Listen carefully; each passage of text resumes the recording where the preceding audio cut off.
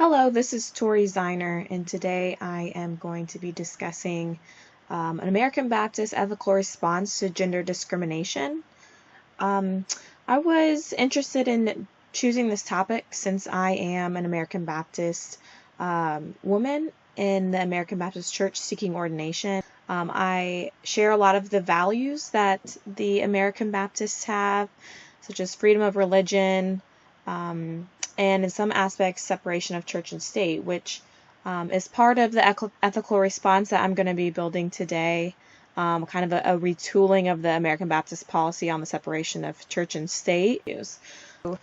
Today I'd just like to start off examining some of the causes of gender discrimination and how it has infiltrated all parts of our lives, including the family life, work life, federal policy, health practices, and religious institutions. And it is my stance that the American Baptist Church cannot and should not maintain its wall of separation between church and state when social structures and institutions supported by the state have produced and upheld evil in the form of gender. It can be understood as acts which convey demeaning attitudes or actions about or towards women. To first start off, I'm going to be discussing a little bit about the American Baptist stance, a theological framework between the separation of church and state, and I'm going to kind of retool this theological framework towards action instead. So you can see here, I love this sign between church and state. They are pointing in different directions. And you see here, this is what I consider a hedge. And this is a common language by Roger Williams, who has influenced many Baptists in the United States and around the world today. He has a famous quote that there should be a header or wall of separation between the garden of the church and the wilderness of the world. So here is that hedge that is discussed. So this philosophy has permeated in the many Baptist churches today, including the Baptist Church and its policies, but with closer look upon the resolution of the separation of church and state, which I have right here, well, part of it, you can see that the policy emphasizes freedom and liberty, not silence and avoidance. And I'm really calling out the American Baptist Church today, partly because I'm American Baptist, and partly because this idea or notion of separation of church and state, this hedge here that exists, has been an amazing excuse for inaction when it comes to issues of the state. And we're going to dive a little bit deeper into what issues of the state might mean. However, I would like to point out that that's really the basis of this argument, is that the inaction of the church should not be because of this policy.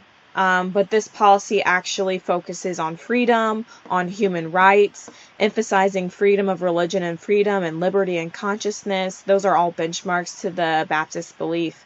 And so let's dig a little bit deeper into this statement, shall we? So for Baptists, the word freedom is a watermark. It's super important in our tradition. It's impressed into our doctrine, our polity, and our practice. It cannot be eradicated. Baptists, mindful of Roger Williams' pattern, had endeavored in all kinds of political and religious climate to maintain a continual witness to the principle of liberty and consciousness. Baptists have always asserted that religion and government are foundations of social order, and that they are indispensable to each other, that they influence as well as complement each other. It's interesting. This is a function of the democratic government to safeguard the soil in which religion may grow and flourish. So that is something that is responsibility of the government. And it is a function of religion to bring truth, strength, and character and consciousness to society. So that is very important. That is supposed to be a function of the church. And so if we are not doing this, if we are not bringing about truth and strength and character and consciousness to society, so that the government may be fit to ruin itself and govern itself, then the church is not upholding its doctrine. And so for me, it is a call of the church to bring truth and strength and character and consciousness into society, into the public life.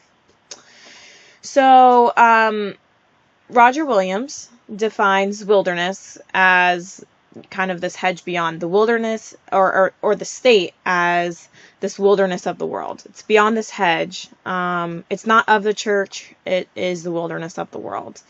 And oftentimes affairs of the state are considered politics, something that the American Baptist Church historically steers clear of. So separation of church and state means essentially separation of church and politics. However, Krista Tippett, in her interview at Wake Forest University, urged students to reconsider politics or state affairs as matters of public life, not exclusively politics, but rather as our communities, our neighborhoods, and our roads, and our infrastructure, our schools, our post offices, as well as our churches and religious congregations. So, through this lens, the state and sphere and church do not seem so separate. But instead they can coexist together with one another and in one another. So, this is a calling for the American Baptists' ethical response of action, go beyond the hedge and to emphasize freedom and liberty, not avoidance and silence in the face of gender discrimination. So the American Baptists are not called to be holders of the status quo. So now I'd like to take a dive into where gender discrimination has cancerously infiltrated the state spheres of life. And first, we're going to look at intra-house and and social norms.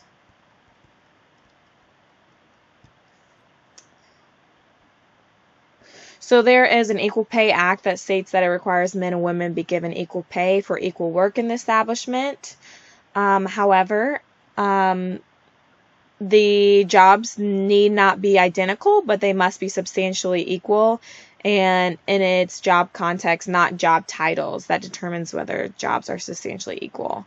Pew Research says that roughly 4 in 10 working women say that they've experienced gender discrimination at a workplace. 80 cents. So this 80 cents to every dollar earned by a man. I love this image here because it breaks down other intersections of gender discrimination, such as women of color. I believe we have an African American woman here, a Hispanic woman here, and then a white woman here, and it shows the discrimination not just to gender but also towards women of color. So there was a study that was conducted. The conclusion was made that Christians who hold faith-informed, benevolent, sexist beliefs may also engage in acts of hostile sexism, such as gender harassment in the form of correction or punishment for women violating theologically enforced gender role expectations. So these are gender role expectations that are theologically enforced, meaning that they are being taught in the church, or in terms of religion. So some of these can manifest itself in the idea and beliefs that women should not be religious leaders and should not speak in the church or lead in the church, or that women through Eve caused the great fall from God's grace in the garden. And divine discrimination is the divine justification that a perpetrator may feel in their justification and Christian motivated harassment. So I think this sign here displays it very well. In a courageous and ethical response to religious gender discrimination, American Baptists should seek a response that shares the gospel that's unwilling to ignore daily evils and denial of personhood, but instead emphasizes the hope of human flourishing. This is the hope that builds the future kingdom of God in our midst, one in which Jesus taught about, lived out, and died for.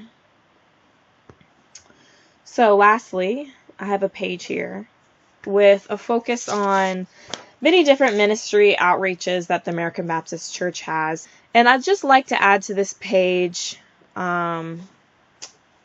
the ethical response to gender discrimination. Here. So this response should cast out the cancerous infection of discrimination in all aspects of life.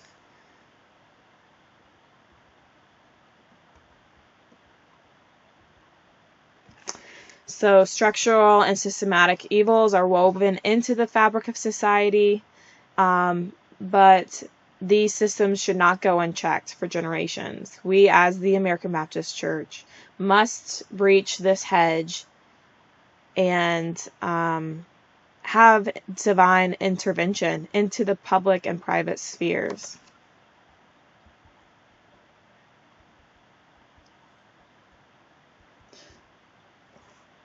The American Baptist ethical response to gender discrimination should share a gospel that is unwilling to ignore daily evils and the denial of personhood, but emphasize the hope of human flourishing.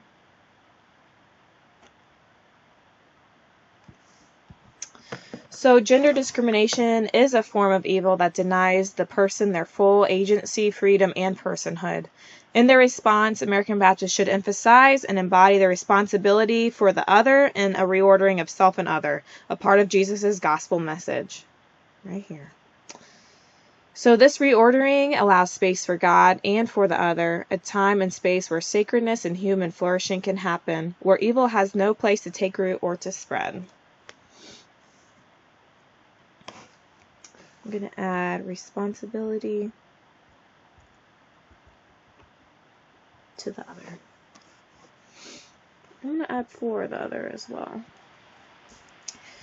So the American Baptist ethical response to gender discrimination should examine the origin of church and state, calling for a response that stands for freedom,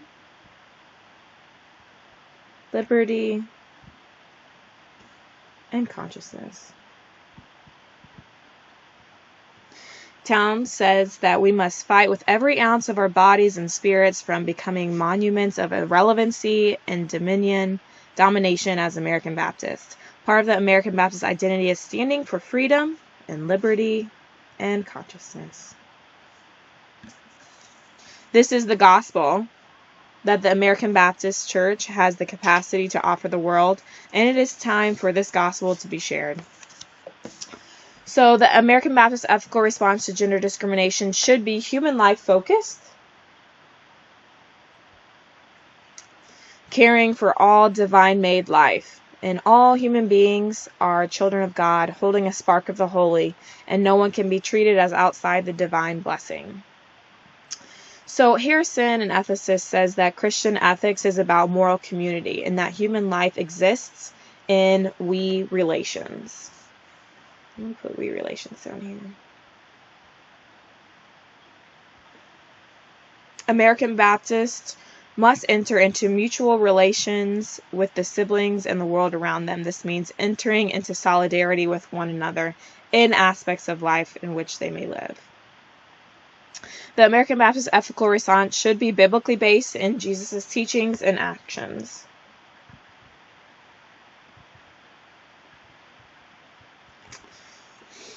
Jesus transformed and transcended the world around him.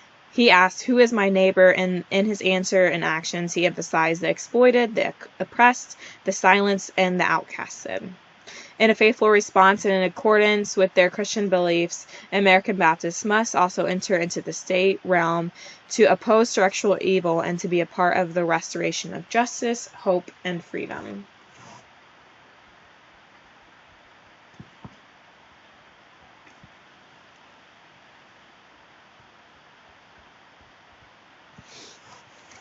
In conclusion, the American Baptist Church cannot and should not maintain its wall of separation between church and state when social structures and institutions supported by the state have produced and upheld evil in the form of gender discrimination. The American Baptist Church should share its gospel of freedom, liberty, and consciousness for each divine-made life.